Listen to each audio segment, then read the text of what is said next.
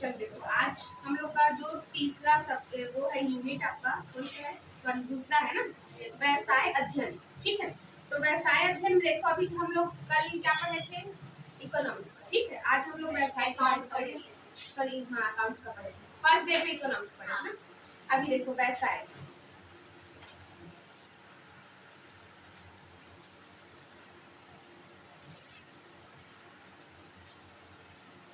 चलिए देखिए इसमें फर्स्ट आपका लिखा है वाणिज्य एवं व्यवसाय।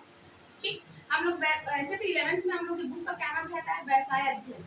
व्यवसाय मतलब क्या होगा, बिजनेस मीन्स क्या होगा, अपन कोई भी बिजनेस स्टार्ट करते हैं, हमारा जिस जगह में वस्तु का क्रय विक्रय होता है वो है, इसको क्या बोलते हैं, व्यवसाय या बिजनेस बोलते हैं। ठीक है, लेकिन वहीं पर वाणिज्य मीन्स क्या बोलेंगे, कॉमर्स। आपका सब्जेक्ट है कॉमर्स, कॉमर्स मीन्स होता क्या है यही पता रहना चाहिए सबसे पहले।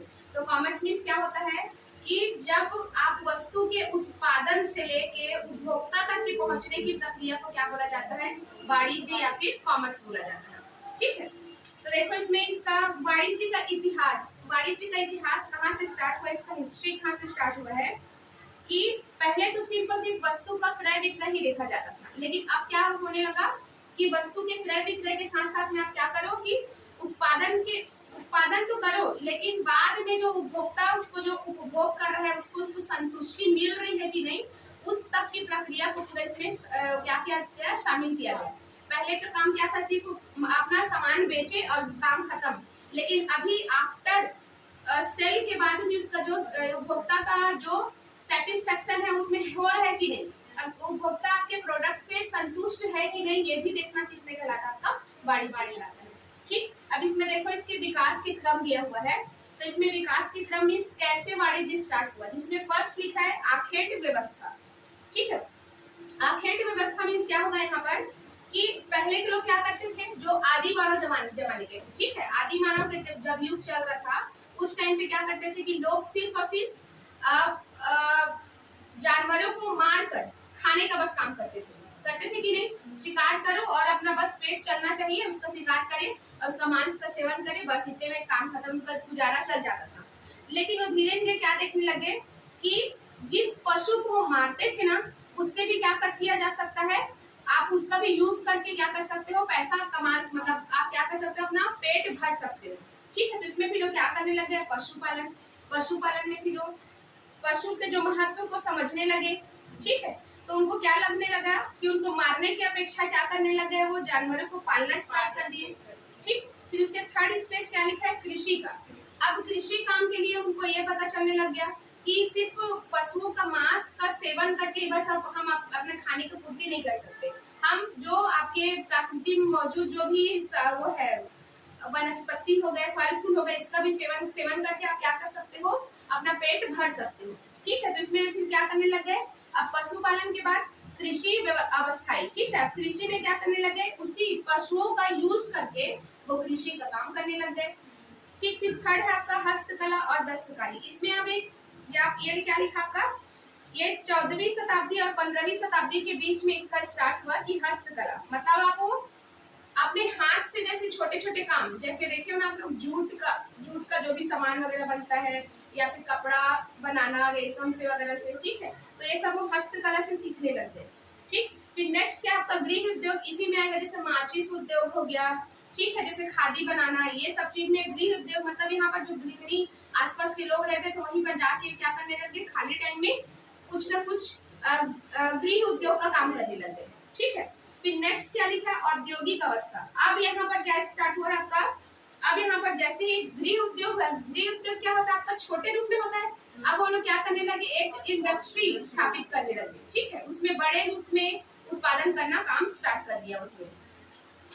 फिर नेक्स्ट आपका बस इतना ही है, तो इससे क्या पता चला आपका, आखेट, पशुपालन अवस्था, कृषि अवस्था हो गया, हस्तकला और दस्तकारी अवस्था हो गया, गृह अवस्था हो गया और आपका औद्योगिक अवस्था हो गया इसमें। ठीक है, तो इसी तरीके से वाणिज्य का क्रम स्टार्ट हुआ है।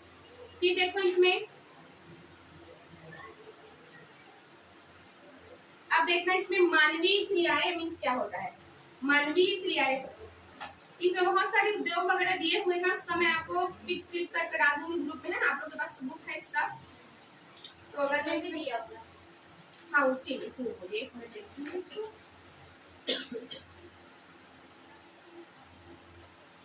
यही प्रमुख व्यापारिक उद्योग, क्योंकि पूछा गया है कि जैसे लौह उद्योग है वो कहाँ कहाँ पर पाया जाता है, तो ये सब चीज को भी हमको क्या करना पड़ेगा, थोड़ा सा याद करना पड़ेगा, ठीक है। जैसे एल्यूमिनियम उद्योग है वो कहाँ कहाँ है भारत में, ये सब चीज को भी याद करना पड़ेगा, ठीक। तो ये थोड़ा सा क्या है, स्टैटिक क्वेश्चन है, इसको ग्रुप में डाल देंगे अपना अपना आप लोग, जो भी न्यूमेरिक बनाना जैसे तरीके से बनाना वैसे आप क्या करोगे उसमें पढ़ लेना।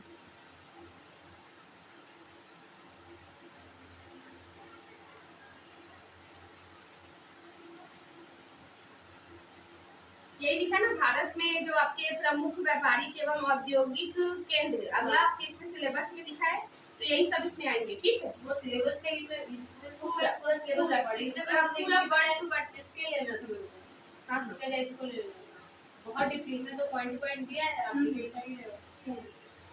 चलो देखो अब नेक्स्ट आपका क्या लिखा है इसमें, इसमें आयात निर्यात नहीं दिया है ना।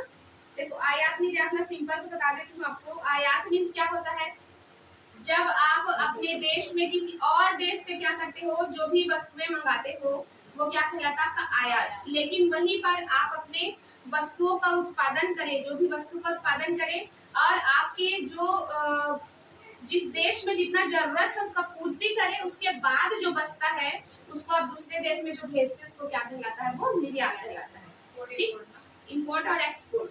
तो अगर आपको ये बोला जाए कि इम्पोर्ट ज्यादा अच्छा है कि एक्सपोर्ट, तो आप क्या बोलोगे, एक्सपोर्ट, ठीक है। इससे क्या होगा, आपके पास फॉरेन करेंसी आती है आपके पास, और जबकि आप कहीं से मंगाते हैं तो आपकी करेंसी कहाँ जाएगी, वो जाती है, ठीक है। तो आप कोई भी किसी भी देश की अर्थव्यवस्था जहाँ पर निर्यात ज्यादा होता है, आपका एक्सपोर्ट जहाँ पर ज्यादा होता है, उसकी व्यवस्था अर्थव्यवस्था ज्यादा अच्छी होती है माना जाता है, ठीक है। अब इसमें देखो यहाँ पर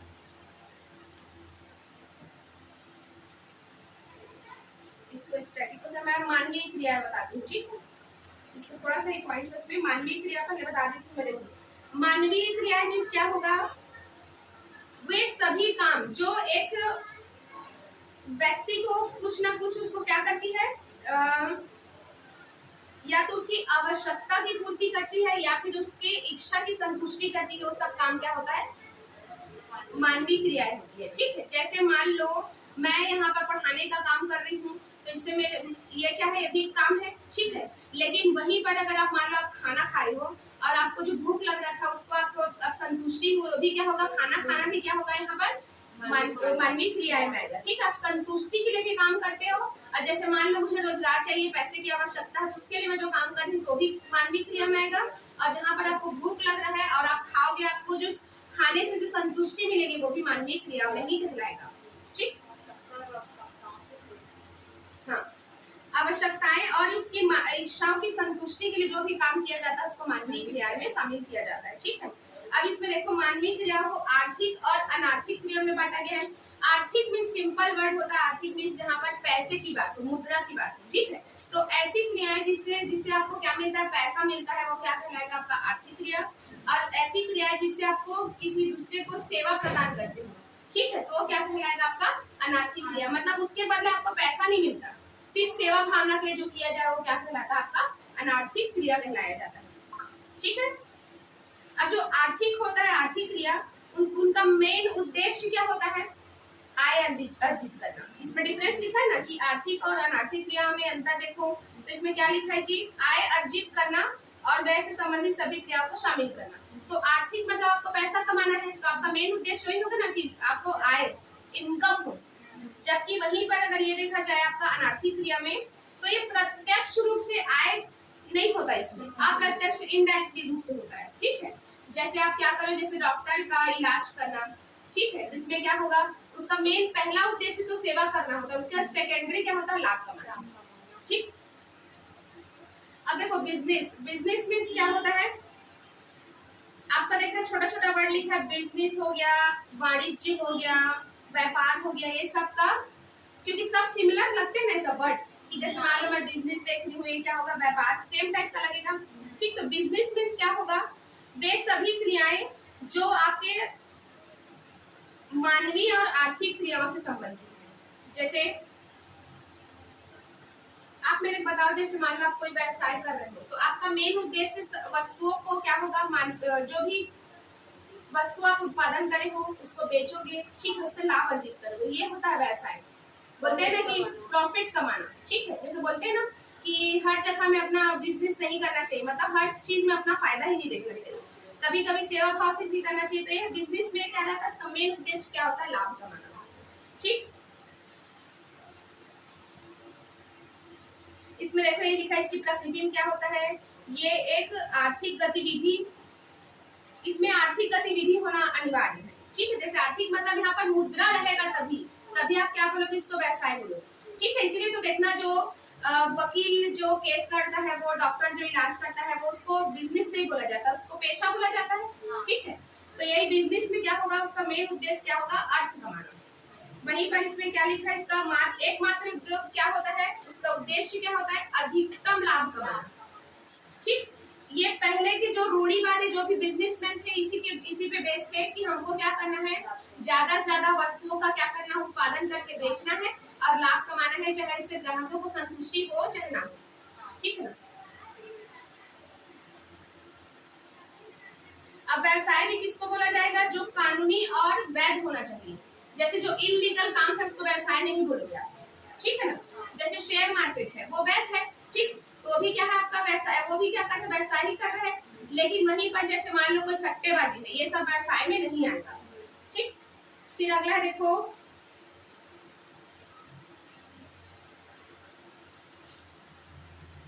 चलो देखो इसमें व्यवसायिक क्रियाओं को ना अलग अलग उसमें पार्ट में डिवाइड किया गया है। तो देखो इसमें उद्योग, सबसे पहले उद्योग मीन्स क्या होता है, सिंपल, जिसमें कच्चे माल का आप क्या करोगे, यूज करके कोई प्रोडक्ट बनाते हो, ठीक है, तो क्या कहलाएगा, आपका उद्योग कहलाएगा। जैसे मान लो मुझे पेपर बनाना है, तो उसमें कच्चे माल का मैं क्या यूज करूंगी, पेड़ का, ठीक है, पेड़ के पत्तों का, ये सब का यूज करूंगी ना, तो कच्चा माल का यूज का प्रोसेस करके मैं क्या बनाई हूँ, वहाँ पर पेपर बनाई, तो ये क्या कहलाएगा, आपका उद्योग, जिसपे कच्चा माल यूज होता है। तो इसमें भी देखो उद्योग का इसमें क्वेश्चन आता है ना कि प्राथमिक उद्योग, द्वितीयक उद्योग और तृतीयक उद्योग में क्या होता है, ठीक है। थोड़ा सा बता देती हूँ उसको, याद है ना वहां पर उद्योग में बुक में ना और ज्यादा अच्छे से किया है, तो मैं इसी को बताती हूँ, फिर उसके बाद ना प्राथमिक, द्वितीयक और तृतीयक उद्योग, ठीक है। इसमें सिंपल प्राथमिक मीन्स क्या होगा, जब आप कच्चे माल को किसी उद्योग में डाल रहे हो, कच्चे माल को, जैसे सिंपल सा आपको, जैसे मैं एग्जांपल दूं चीनी का, ठीक है, जैसे आपको चीनी बनाना है, तो जब आप गन्ने को यहाँ पर जब डालोगे, इसका प्रोसेस करोगे, जो भी प्रोसेस करोगे, तो क्या कहलाएगा, आपका प्राथमिक उद्योग, जिसमें कच्चा माल का यूज करते हैं। जैसे इसमें और क्या क्या चीज आ सकता है, जैसे लोहा बनाना रहता है, लोहा का जो किसी कॉम्पोजिशन से बनता है ना, बहुत सारे से मिलके, मेरे को नहीं पता है, साइंस वाले ज्यादा अच्छे से पता होगा, तो लोहा बनाने में लकड़ी लगता है, लोहा वो आपने एग्जांपल, हाँ, कई सारे जो ना धातु होते हैं ना, हाँ, फर्नीचर के लिए भी आप लकड़ी का जो यूज करोगे, तो ये क्या होगा, आपका कच्चा माल। तो कच्चा माल को ये सब का यूज करके जब दूसरे प्रोसेस में जाएगा, जैसे गन्ने का मैं यूज करी, तो यहाँ से क्या बनेगा, शक्कर बनेगा ना, शक्कर, ठीक है। तो ये द्वितीयक उद्योग होगा, मतलब जो प्राथमिक उद्योग में प्रोसेस करके जो गया, वो आपका क्या कहलाएगा, यहाँ पर द्वितीयक उद्योग, ठीक है। अब उसके बाद ही यहाँ पर जब इसमें भी प्रोसेस होगा, जैसे पैकेजिंग हो गया, बीमा हो गया, बैंकिंग हो गया, मतलब ये ग्राहक तक पहुंचने की जो प्रक्रिया होगी, इसमें आता है, यहाँ पर तृतीयक उद्योग में आता है, ठीक है। जैसे इसमें एग्जाम्पल में देखो, प्राथमिक में क्या लिखा है, कृषि हो गया, पशुपालन हो गया, आपके खान खदान जो भी है, जैसे आप क्या करते हो, जैसे खदान से आप क्या निकालते हो, जो भी आपके धातु उसको निकालते हो, किसमें आएगा, आपका प्राथमिक में।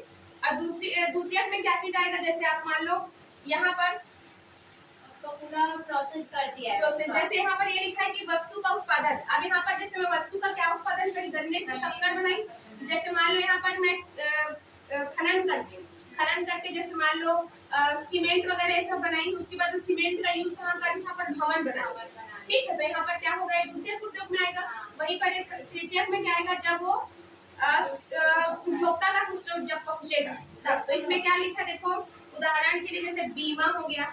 अब जो जैसे आप कुछ बनाए हुए यहाँ पर, उसके लिए आप बीमा का सुविधा दे रहे हो, बैंकिंग का सुविधा दे रहे हो, भंडारण का सुविधा दे रहे हो, तो ये सब चीज क्या कहलाएगा आपका तृतीयक उद्योग में कहलाएगा। ठीक है, हाँ ट्रांसपोर्टेशन, क्योंकि यहाँ बना लिए, अब ये उपभोक्ता तक कैसे पहुंचेगा, कुछ ना कुछ ट्रांसपोर्टेशन का जो वो मार्ग उसको देखना पड़ेगा ना आपको, यातायात का, कि रोड के माध्यम से भेजना है कि जल मार्ग से कि वायु मार्ग से भेजना है, ये सब भी आप कहाँ करते हो, इस वाले करते हो। ठीक, तो ये इसमें प्रोसेस हुआ, इसमें बना, तीसरे उपभोक्ता तक पहुंचा, तो ये प्रोसेस इसमें आता है।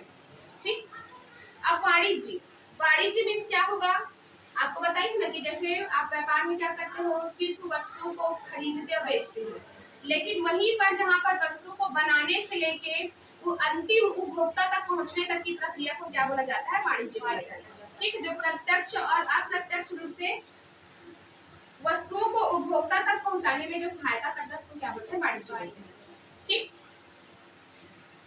अब व्यापार में क्या होगा, यहाँ पर वही अभी स्टार्टिंग में हम लोग पढ़े, व्यापार में क्या होगा कि यहाँ पर आप क्या करोगे, वस्तु का क्रय विक्रय करोगे, और इसके अंतर्गत जो भी फुटकर व्यापारी और थोक व्यापारी है वो सब इसमें क्या होंगे, शामिल होंगे। जैसे फुटकर व्यापारी, थोक व्यापारी आपके राष्ट्र के अंदर वो शामिल होंगे, लेकिन वहीं पर अंतरराष्ट्रीय, जैसे मान लो आप कोई प्रोडक्ट ऐसा भी तो हो सकता है ना कि अपने देश के अलावा विदेश में भी बेचते हो गया। ठीक है, जो देश के अंदर जब आप व्यापार करोगे तो फुटकर व्यापार या फिर थोक व्यापार में आएगा, लेकिन वहीं पर आप अपने प्रोडक्ट को किसी देश की सीमा के बाहर अगर उसको क्या कर रहे हो, उसका व्यापार कर रहे हो, मतलब उसका क्रय विक्रय कर रहे हो, तो कौन सा कहलाएगा, आपका अंतरराष्ट्रीय व्यापार कहलाएगा। ठीक है, अब देखो इसमें जो सहायक क्रिया है, इसमें क्या लिखा है, जो जिसमें आप क्या करोगे, इसमें व्यापार की सहायक क्रिया में क्या क्या शामिल होता है, जैसे यातायात और संप्रेषण और भंडारण हो गया, बैंकिंग हो गया, वित्त हो गया, बीमा हो गया और विज्ञापन हो गया, तो ये सब क्या होगा, शायद इसके बगैर क्या आपका व्यापार संभव है क्या, मतलब इफेक्टिव नहीं हो पाएगा। जैसे मान लो मैं सिर्फ प्रोडक्ट बनाई और उपभोक्ता को बेची, जब मेरे प्रोडक्ट को कोई भी जो उपभोक्ता है वो जान ही नहीं रहे हैं, उसके बारे में किसी को पता नहीं है, तो कोई कैसे खरीदेगा। ठीक है, तो उसका विज्ञापन भी तो करना पड़ेगा ना। ठीक, तो इसमें किसमें आते हैं, सहायक क्रियाओं में ये सबको शामिल किया जाता है। अब देखिए नेक्स्ट इसमें पेशा, पेशा मीन्स क्या होगा कि जब आप एक विशिष्ट प्रोफेसर है ना, विशिष्ट शिक्षा या शिक्षण संस्थान के द्वारा आप विशिष्ट शिक्षा प्राप्त किए, उसके बाद उस काम को उसके बाद आपको सर्टिफिकेट प्रोवाइड किया जाएगा, उसके बाद जब आप उस काम को स्टार्ट करोगे तो क्या कहलाएगा, आपका पेशा कहलाएगा। जैसे सीए, सीए क्या करता है, पहले चार्टर्ड अकाउंटेंट का कोर्स करता है, प्रैक्टिस करता है, फिर वो चार्टर्ड अकाउंटेंट बन पाता है। वैसे ही जो आपके डॉक्टर है वो एमबीबीएस का डिग्री धारण करेंगे, फिर उसका प्रैक्टिस करेंगे, उसके बाद फिर किसी का इलाज कर पाते हैं। वैसे सेम वकील लोग भी होते हैं।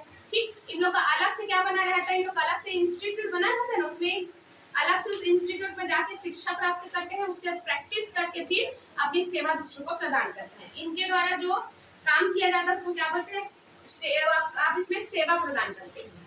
ठीक, फिर रोजगार या सेवा, इसमें क्या आएगा आपका, सिंपल रोजगार मीन्स क्या होगा कि जब एक नियोक्ता द्वारा किसी कर्मचारी को काम करने के बदले उसको पारिश्रमिक दिया जाता है।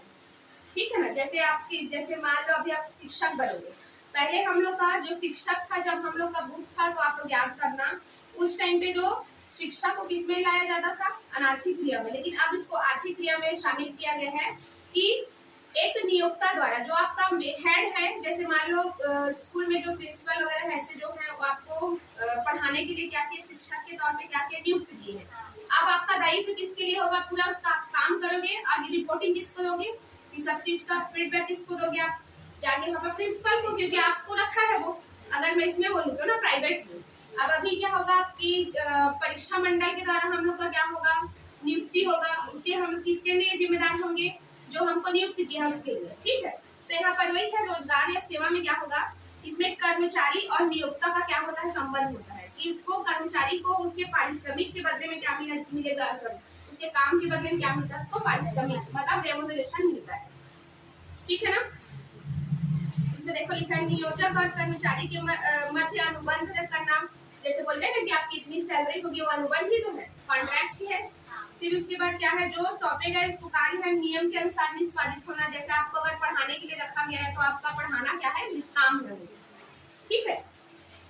अब कार्य के बदले इसको क्या देना, पारिश्रमिक प्राप्त करना। जैसे मैं मान लो पढ़ाई है यहाँ पर, तो मेरा वो हक है कि मेरे को पारिश्रमिक उसके बदले मिले।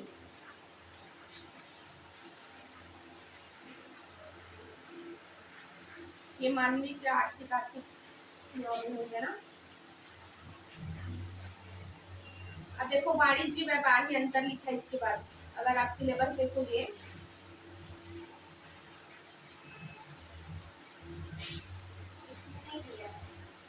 दिया ना, देख इसमें क्या बोला है कि व्यवसाय, पेशा और रोजगार में अंतर, ठीक। इसमें आप ना जब भी किसी पॉइंट को पढ़ते हो जो सिमिलर लगता है ना, उसके लिए आप क्या पढ़ा करो, डिफरेंस होगा, तो और ज्यादा कॉन्सेप्ट क्लियर होता है।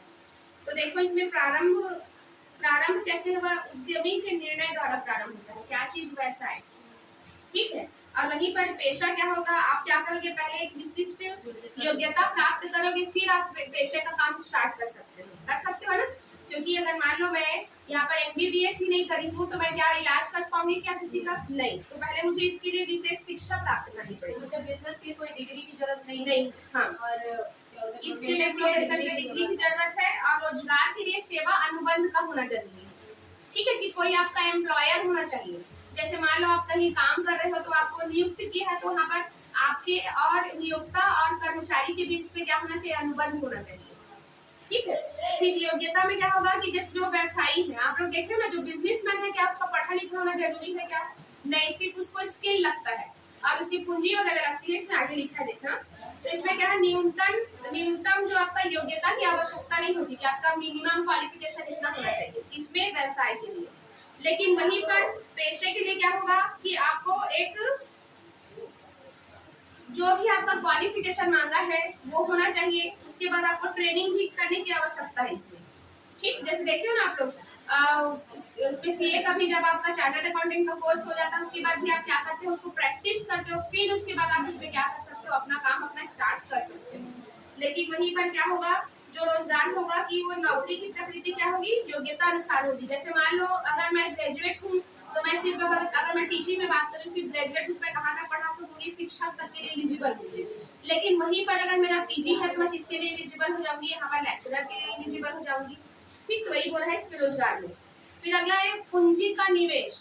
पूंजी का निवेश आप लोग नाम से ही देखो, जैसे व्यवसाय, अगर मुझे कोई बिजनेस करना है तो ज्यादा पूंजी की आवश्यकता होगी कि नहीं, होगी ना, क्योंकि उसमें कोई मुझे वहाँ पर पैसा देने नहीं आएगा, तो यहाँ पर ज्यादा पूंजी की आवश्यकता होती है। क्योंकि आप फर्स्ट टाइम जब कोई बिजनेस डालोगे तो जितने भी संपत्ति वगैरह उसमें लगाना पड़ता है कि नहीं, ठीक।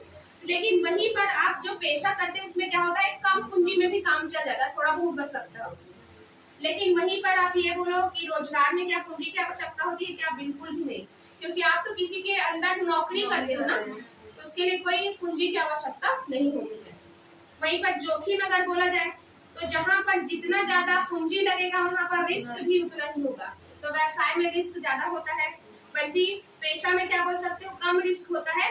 और लास्ट वाला जो आपका क्या है, रोजगार, इसमें तो कोई रिस्क होता नहीं है ना, कि ऐसे ऐसे होगा क्या कि आपका नियुक्ति हो गया, फिर मान लो कि किसी साल आपका फीस वगैरह नहीं मिला, बच्चों से अगर स्कूल में बात करी हूँ, तो आपको सैलरी दिया जाएगा सैलरी, ठीक है। फिर अगला है मुख्य उद्देश्य। अब इसका मुख्य उद्देश्य क्या क्या हो सकता है, व्यवसाय का तो मेन उद्देश्य ही होता है लाभ कमाना। और अगर मैं देखूं इसमें पेशा में क्या होता है, इसका सेवा प्रदान करना, ठीक है, क्योंकि डॉक्टर जो इलाज कर रहा है वो सेवा ही है, ठीक है, बाकी जो आपका केस लड़ रहा है वो भी सेवा ही है। फिर अगला है देखो, नियोजकों को संतुष्ट कर वेतन के रूप में आय कमाना। मतलब अब इसमें जो आपका आय है ना, इनकम हमको इस रूप में मिलता है, सैलरी के रूप में मिलता है, ठीक है ना। अब इसका प्रतिफल किसको बोल सकते हैं, जैसे लाभ। इसका व्यवसाय का प्रतिफल क्या होगा, आपका लाभ होगा।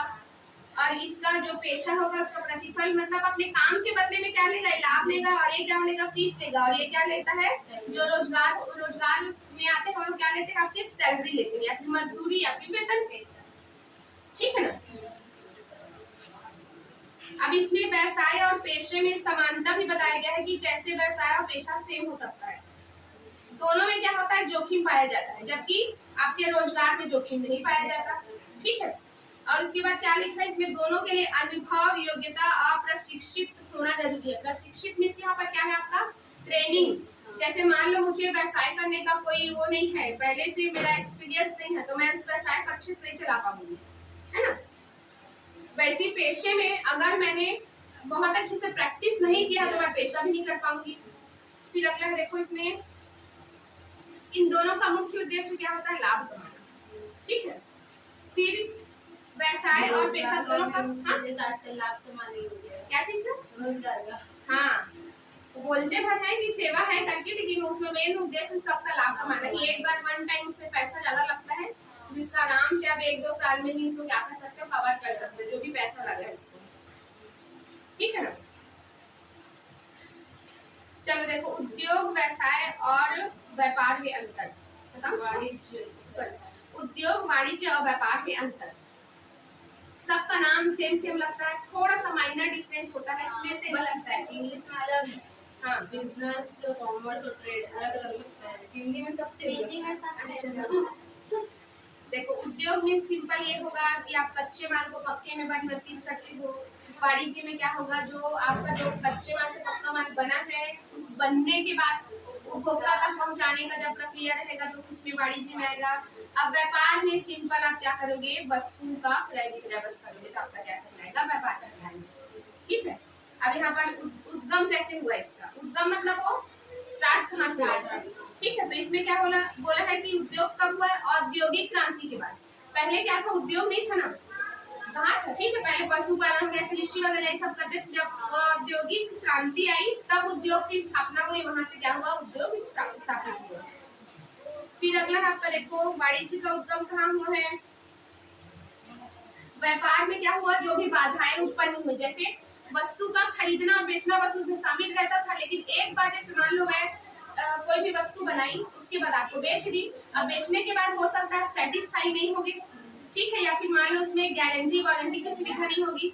ठीक है। तो यही सब की वजह से क्या हुआ कि हमारे पास वाणिज्य होना चाहिए कि उसको क्या कर सको, उस चीज को रिप्लेस कर सको या फिर से बनाया जा सके।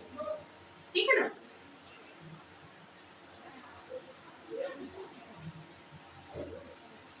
अब इसका उद्देश्य क्या होता है कि जो उद्योग का उद्देश्य क्या होगा,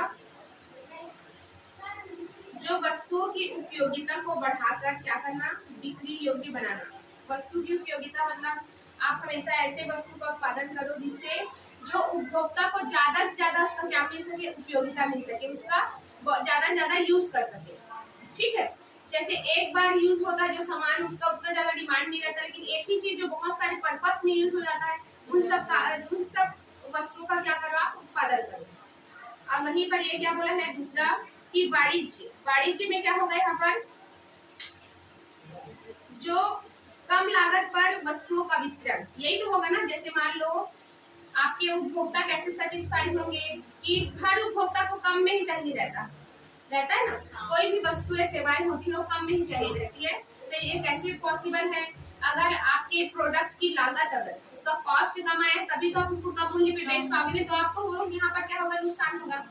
तो इसे भी क्या कर सकते हो आप, इसका मेन उद्देश्य होता है कि लागतों को कम करके उसका वस्तु का कीमत कम करके आप क्या कर सकते हो, उपभोक्ता तक उस माल को पहुंचा सकते हो।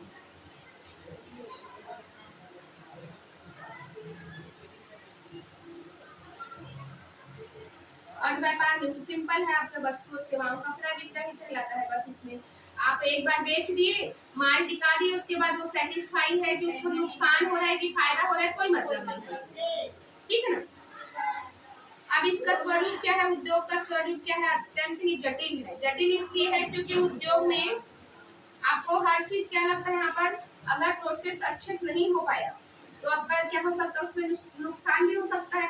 ठीक है। लेकिन वहीं पर अगर वाणिज्य क्या होगा, जो व्यापार की तुलना में जटिल होता है। ठीक है। जो देखो, व्यापार में क्या करता है, इंसान एक बार अपना सामान बेच दिया, बात खत्म।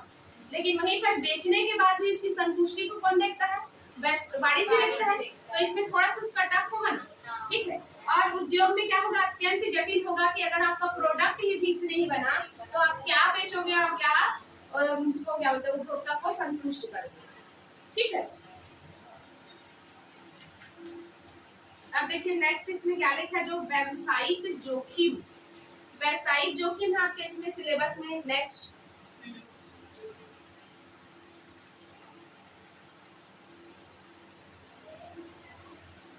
हाँ, व्यावसायिक जोखिम, अभी हम डिफरेंस पढ़े, नेक्स्ट आपका व्यावसायिक जोखिम। ठीक है, एकदम पॉइंट टू पॉइंट चल रहा है, अगर इसमें हम देखें तो उसमें उसी के अकॉर्डिंग पूरा पूरा बना है।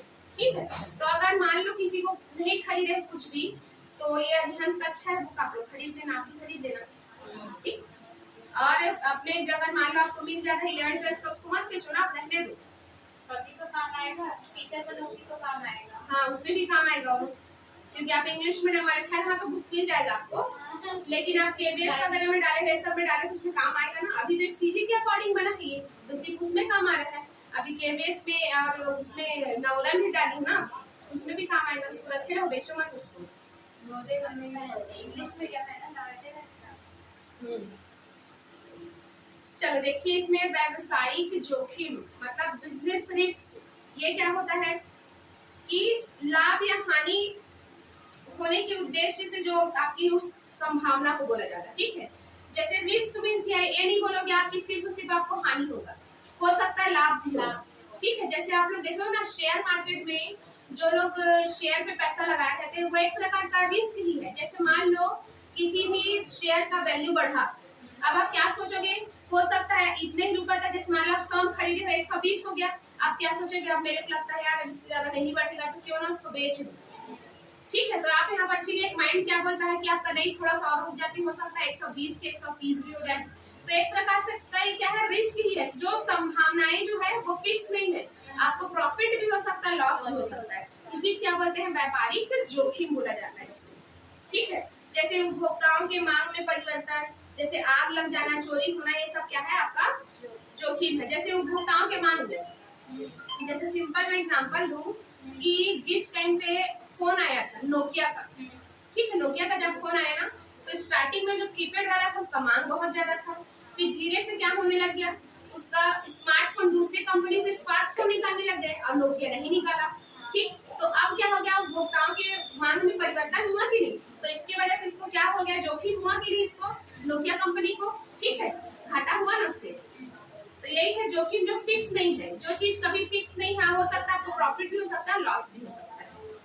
अब देखिए यहाँ पर जोखिम के यहाँ पर प्रकृति बताया गया कि किस किस नेचर का होता है जोखिम, जिसमें क्या लिखा है देखो, मानवीय अनिश्चितताएं, मानवीय मतलब जो मानव से रिलेटेड है, जैसे क्या चीज, हड़ताल हो जाना, चोरी हो जाना, ये क्या होता है, जैसे हड़ताल हुआ, अब क्या कर रहे, कारखाने में आपके मजदूर काम कर रहे हैं, किसी रीजन से वो लोग क्या कर दिए, हड़ताल कर दिए, तो उसकी वजह से नुकसान होगा कि नहीं, जैसे मान लो आप किसी चीज का ऑर्डर लेके रखे हो, अब उतने दिन डिले होगा कि नहीं। ठीक है, अभी देखो ये क्या बोलते हैं स्कूल में वो सब लोग अपना महंगाई भत्ता बढ़ाने के लिए कितने दिन तक पूरा जो भी ऑफिस वर्क के जो काम करने वाले हैं सब के सब हड़ताल पे थे, कितना सारा काम पेंडिंग है उससे, तो इस नुकसान हुआ कि नहीं इससे।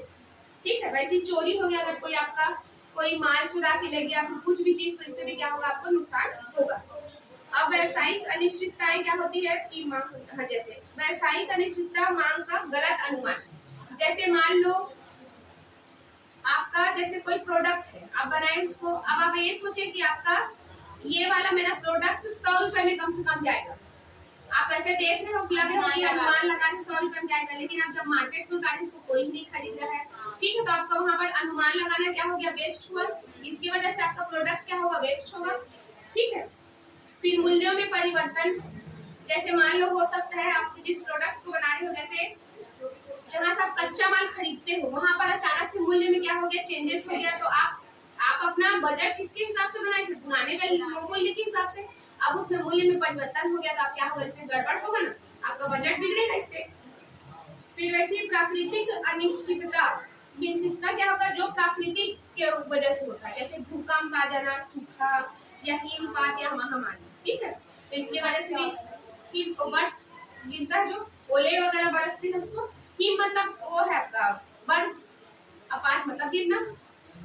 ठीक, देखे ना उसमें जम्मू कश्मीर वगैरह में कितने दिन तक एकदम बर्फ की वो बरसात होती है, तो क्या हो जाता है, सब चीज जाम हो जाता है, कोई किसी का आना जाना सब मुश्किल हो जाता है। तो इसकी वजह से भी क्या होता है, कई सारे नुकसान होते हैं व्यवसाय में। अब देखो यहाँ पर ये लिखा है कि जोखिम से बचा नहीं जा सकता। आप ये नहीं बता सकते कि जोखिम ऐसे करने से कम हो जाएगा, वो अनिश्चित होता है, होना रहेगा तो हो जाएगा, नहीं होना रहेगा तो नहीं होगा। ठीक है। और यहाँ पर जोखिम की मात्रा व्यवसाय के आकार के अनुसार होती है। जैसे मान लो मेरा छोटा व्यवसाय है तो मुझे जोखिम भी छोटा ही होगा, ठीक है, क्योंकि इसमें मैंने ज्यादा पैसा नहीं फंसाया। लेकिन वहीं पर जिसका बड़ा व्यवसाय है उसका ज्यादा मात्रा में क्या होगा, जोखिम होगा उससे। ठीक है। फिर देखो आपका जोखिम का प्रतिफल लाभ होता है। ठीक है। तो यहाँ पर अगर आप रिस्क लिए, तो अगर आपका रिस्क, जैसे मान लो मैं ये सोच रही हूँ कि मुझे ये व्यवसाय करना चाहिए, ठीक है, तो एक मन मेरा बोल नहीं करना चाहिए, इससे रिस्क होगा। अगर मान लो मैं उसके लिए पहल की, ठीक है, अगर मैं उस व्यवसाय को करने के लिए पहल की और मेरे को प्रॉफिट हो गया, मतलब मेरा व्यापार अच्छे से चल गया, तो रिस्क का प्रतिफल क्या होता है, आपका लाभ ही होता है। जैसे आपको शेयर का एग्जांपल दी, हो सकता है मैं थोड़ा सा और रुक जाती हूँ, तो उसका जो 120 रुपए शेयर हो गया, वो कितना हो जाएगा, 130 रुपए हो जाएगा। कौन आ गया, देखो तो कौन है, लाइट मोड में नहीं करते हैं, बॉडी ऑन लो। चलो अब नेक्स्ट है, हाँ, व्यवसाय की प्रकृति पर आपका जोखिम की मात्रा क्या करती है, निर्भर करती है। तो यहाँ पर जैसी आपकी प्रकृति होगी, जैसे मान लो आपका डेली टू डेली वाला व्यवसाय है, जैसे मान लो आपका दूध बेचने का अगर आपको काम है, तो अगर मान लो किसी भी वजह से अगर जैसे क्या बोल सकती हूँ मैं, जैसे दूध का व्यवसाय है आपका, ठीक है, अब जैसे मान लो इस पे एग्जांपल लूं, जैसे कि दूध का व्यवसाय है तो वो क्या बिकना जरूरी है। हाँ, एक ही दिन उसका टाइम, हाँ, उसका टाइम कम है। हाँ, वरना दूसरे दिन वो खराब भी हो सकता है, तो वो कोई यूजफुल नहीं हो सकता। मान लो अगर किसी का स्वेटर का बिजनेस है तो वो ठंड पे ही काम, उस टाइम पे अगर बिक गया तो बिक गया, स्वेटर बनाए हुआ तो उस टाइम में बिका, एसी हो गया, अब है तो सब बिकता ही है, एसी तो हर सीजन में बिकता है ना, लेकिन कूलर हो गया, स्वेटर का सबसे अच्छा एग्जांपल है। अगर वो ठंडी के टाइम पे बिका तो बिक गया, उसके बाद नहीं बिका तो जैसे मान लो खराब होने वाली चीज है, उसको खैर दोबारा भी क्या कर सकता है, दूसरे साल बेच सकता है। लेकिन जो चीज खराब होने वाला है, जैसे सब्जी वाले का, जैसे मान लो आप लॉकडाउन हुआ होगा, जिस टाइम पे लॉकडाउन हुआ था, और जिस बहुत सारे मात्रा में क्या करके रखा होगा, स्टोर करके रखा होगा, आप कैसे बेचेगा उसको, वो खराब हो गया ना, उसको दोबारा तो यूज कर नहीं पाया। ठीक है। तो यही सब क्या होता है आपका, जिसका जैसी प्रकृति होती है, जोखिम भी क्या होता है, उसकी मात्रा उसी पे निर्भर करती है। ठीक है। इसमें कारण भी सेम लिखा है यहाँ पर, प्रकृति वाला। जैसे प्राकृतिक कारण क्या क्या हो सकेंगे आपके, भूकंप, बाढ़, हिमपात, ये सब महामारी, ये सब आपका होगा। ठीक है। दूसरा व्यवसायिक कारण में क्या होगा, वही मांग में परिवर्तन, मूल्यों में परिवर्तन, ये सब आपका व्यवसायिक कारण होगा। राजनीतिक, जो आपका सरकारी राजनीति में क्या होगा, जैसे कर की दरों में परिवर्तन, जैसे मान लो जीएसटी वगैरह लगा, कितना सारा नुकसान हुआ, किसको, सिर्फ उपभोक्ताओं को, कोई व्यापारी को नहीं हुआ, क्योंकि अल्टीमेट वसूलना किससे है, उपभोक्ता से वसूलना है उसको। मानवीय क्रिया में क्या होगा, हड़ताल हो गया, चोरी हो गया, आगजनी, मतलब मान लो आप आग लग गया, ठीक है, जैसे हड़ताल भी करते हैं, देखे ना कितने सारे जो भी देश की जो भी संपत्ति होती है उसका कैसे हम लोग हालत करते हैं, बस को जला देना, इसको तोड़ना, उसको तोड़ना, जो भी आपके देश की जो संपत्ति होती है उसको, तो इससे भी क्या होता है, ये सब भी जोखिम ही है। ठीक है ना। अब यहाँ पर कितना अच्छा लाइन लिखा है, देखो, जो व्यवसाय होता है ना, उसका सिर्फ अधिक से अधिक लाभ कमाना उद्देश्य होता है, लेकिन वहीं पर अब कौन सा सिद्धांत काम करता है कि प्रथम सेवा फिर लाभ सिद्धांत काम करता है। इसमें सिंपल यही हो रहा है कि पहले के जो व्यवसाय थे उसमें अधिक से अधिक लाभ कमाना ही उनका उद्देश्य होता था। ठीक है, कि हम जितने ज्यादा प्रोडक्ट को बेचे और अपना लाभ कमाए। लेकिन अब क्या बोला गया है कि पहले सेवा करो फिर लाभ कमाओ, मतलब आप पहले उपभोक्ता को संतुष्ट करो, तब वो क्या होगा, ज्यादा प्रोडक्ट से आपके संतुष्ट रहेंगे, खरीदेंगे और ज्यादा से ज्यादा आपके प्रोडक्ट के बारे में दूसरे को बताएंगे, इससे क्या होगा, आपका ज्यादा बिक्री होगा, फिर लाभ होगा। ठीक है। जबकि पहले क्या सोचते थे कि सिर्फ उन लोगों को लाभ कमाना है, मतलब वस्तु को कहीं ना कहीं टिकाना है, बस बेचे या पैसा मिला। उसके बाद उस ग्राहक के साथ क्या हो रहा है, दोबारा वो खरीदने आ रहे हैं कि नहीं, उससे कोई मतलब नहीं है। अब यहाँ पर लिखा है आपका सेवा द्वारा लाभ अर्जित करना, वही है सिंपल इसमें कि पहले आप क्या करो, ग्राहकों को ध्यान में रख के क्या करो, इसमें प्रोडक्ट बनाओ। ठीक है, जैसे मैं मान लो अगर कोई प्रोडक्ट बनाना स्टार्ट करना चाहती हूँ, अगर मैं बिजनेस डालना चाहती हूँ, तो पहले मैं मार्केट में सर्च करूँ कि लोगों का आजकल का डिमांड क्या है, तो उस डिमांड के ग्राहक का डिमांड क्या है, उसके अकॉर्डिंग क्या करूँ, मैं प्रोडक्ट का उत्पादन करूँ, उसके बाद क्या करूँ, उसका उत्पादन करके बेचूँ। तो इससे क्या होगा, जिस चीज को मांग रहे थे वो चीज उसको क्या होने लगा, मिला, तब वो खरीदेंगे आपके जो भी प्रोडक्ट है उसको। ठीक है ना। तो इसमें आप लोग का जो कहाँ तक कवर हुआ भी है, इसमें पूरा जोखिम तक कवर हुआ इसमें, है ना।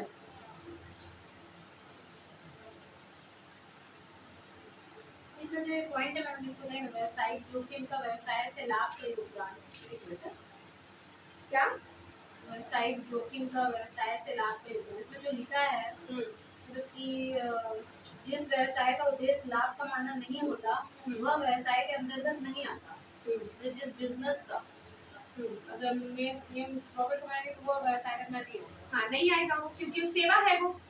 ठीक है, उसको मिल रहा है तो ठीक, नहीं मिल रहा है तो भी ठीक। क्या बोला कि प्रत्येक व्यवसायिक क्रियाओं का मुख्य उद्देश्य क्या होता है, लाभ कमाना।